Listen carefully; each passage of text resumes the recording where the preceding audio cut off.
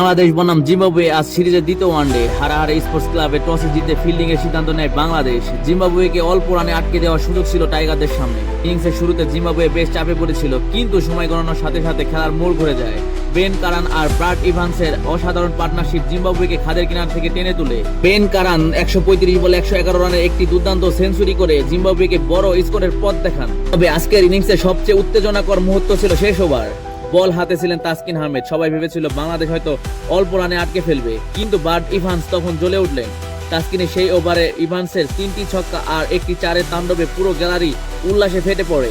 Evans মাত্র 38 বলে 58 run করে জিম্বাবুয়েকে 247 রানে লড়াকু স্কোরে পৌঁছে দিলেন। গত ম্যাচে মাত্র 116 রানে অল আউট হয়ে হারের গ্লানি মাথায় নিয়ে মাঠ ছাড়ে বাংলাদেশ। আজও কি সেই দুঃস্বপ্ন তারা করবে? 248 রানের লক্ষ্যমাত্রা কি টপকাতে পারবে টাইগাররা? হারাহারে স্পোর্টস ক্লাবে এই উইকেটে এই রান তাড়া করাটা বড় চ্যালেঞ্জ হতে যাচ্ছে। সিরিজে টিকে থাকতে হলে আজ জয়ের কোনো বিকল্প নেই। আপনার কি মনে হয়, শান্ত হৃদয়ে মিরাজরা কি পারবে এই রান টপকে সিরিজে সমতা ফেরাতে?